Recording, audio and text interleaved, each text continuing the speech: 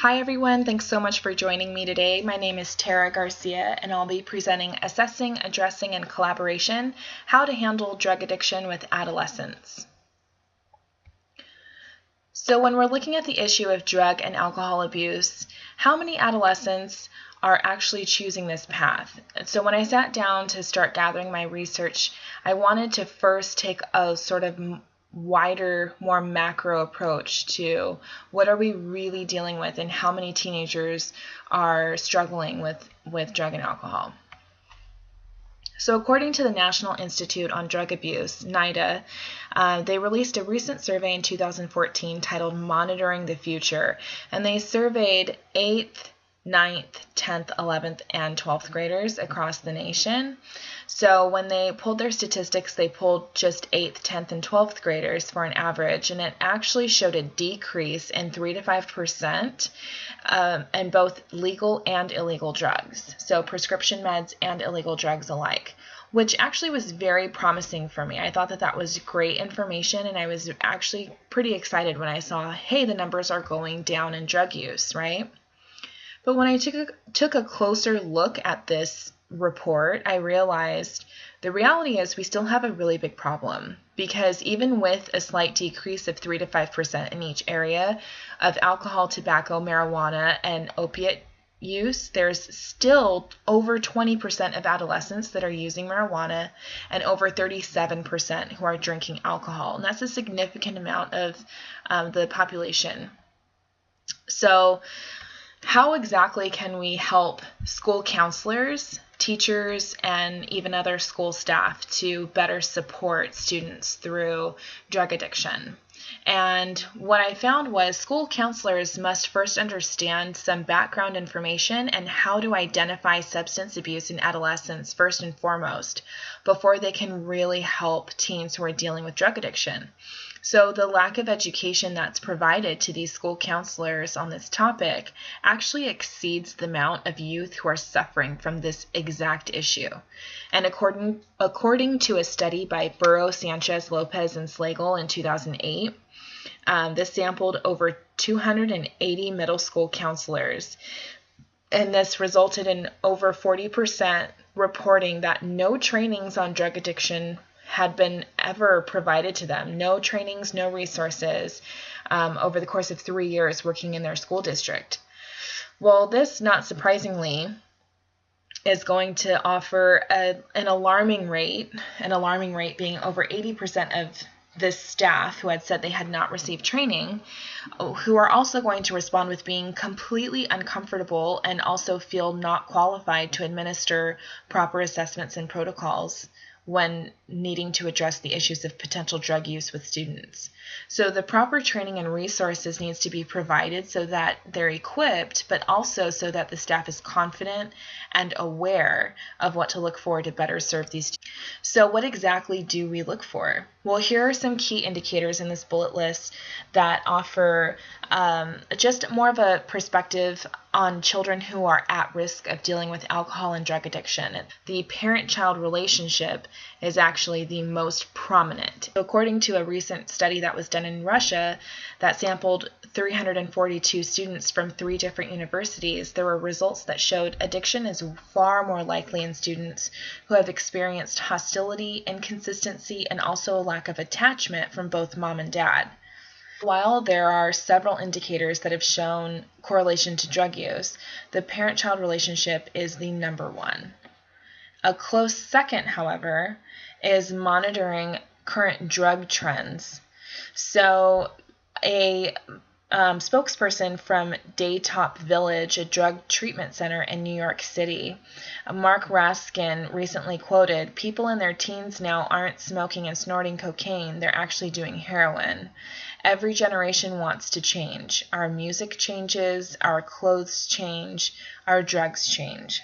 And as crass as this quote was, I realized this actually does speak to a very, contemporary issue of youth culture being in constant transition and evolution. And as school staff, if we aren't staying aware and with the trends and staying up to date on what's happening in these students' lives, we could be potentially putting them at risk. it might benefit you to maybe have a comfortable and open communication partnership with a nearby medical facility who can administer some form of an assessment for you. So the first assessment is the CRAFT questionnaire, which tests specifically for potential adolescent drug use. And both of these are very brief. The CRAFT is only 6 questions. The CAGE questionnaire is only 4 questions. And both of them are in a yes or no format. For the CRAFT questionnaire, if 2 or more of the questions are marked with an answer of yes or maybe, then there is immediate intervention that is recommended. For the CAGE questionnaire, if there is even one yes on any of the answers, then there is immediate intervention that is warranted. So it's actually, not only is it easy to administer, but it's also easy for the counselors to figure out if there's something that's going on with this adolescent. So moving into a more active community-based prevention and intervention program, there's Project Choice. So Project Choice I really liked because it was proven through multiple research studies. It's been proven to reach both male and female students, and also a variety of cultural, socioeconomic, and substance abuse backgrounds for all participants, which I thought was great. There's an anonymous survey that's administered to the middle schools, and in the pilot there were only 2 schools who participated. The participants were 10 to 15 years old, and they answered questions pertaining to their drug, alcohol, inhalant, and more, and how frequently or not frequently they used within the last 30 days. And then the participants were surveyed again after they had participated in the 5-session once a week after school program. And they also had a chance to offer feedback on their views, not just with their own addiction, but their friends' addiction as well. So I thought this was really a clever way to collect information, because drugs are usually a peer-pressured activity and initiative. So by them getting feedback on assessing the perspective of peer-to-peer addiction, it was actually extremely important in this program, impacting not just the individual participants, but then the way that they spread their information and their perspective of drug use to their peers, which was incredibly important.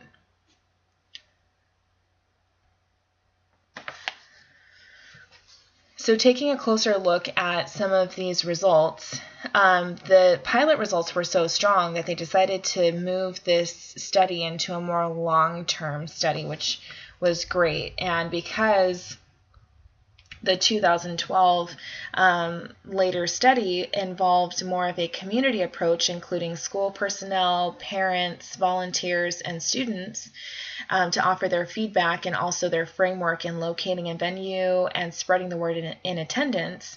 This study was way bigger than the pilot of 342 students. The 2012 had 4,000 participants in the pre-program survey, and then the post-program and the kids who actually attended at least one or more sessions, there were 600 students who were involved, which was great.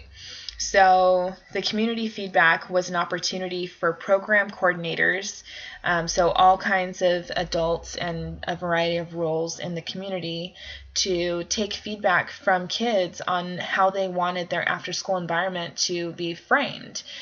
So this included what they wanted to do with friends, the type of music they wanted to listen to, the type of places they like to hang out. So that was one of the most indirect valuable things that the volunteer adults got from this experience. And then the study also showed very successful results for students who not only reported drug use within the last 30 days, but also, again, marijuana users remained extremely consistent in their attendance and participation through the 5-session program, which was very surprising. So this information is really vital because, like we saw earlier, there's over 20% of teenagers using marijuana. So this program was not only one of the most prominent in proving reduction for alcohol use at the larger school level, but it was also extremely relevant to minorities, and it remained very low in cost, and also there was no class time that was cut because of this program, because it was after school. So in all respects, I thought that this was a very beneficial, quick and easy to use collaborative community approach.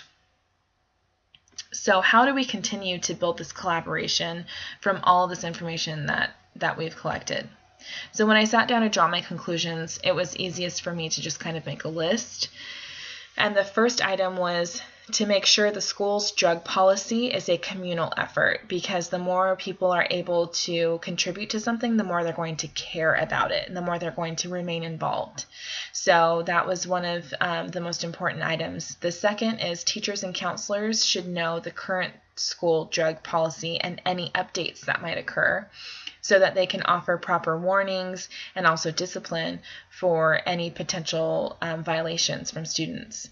Parents should remain involved. They'll love taking part, and they also will become more aware of current trends, like we talked about earlier, and stay supportive of the school enforcing the rules when it comes time if there is ever an issue. Most important, teacher and school counselor collaboration needs to be built and also sustained, because these are both extremely trusted relationships usually with students, and there's different type of information that's shared between those two roles.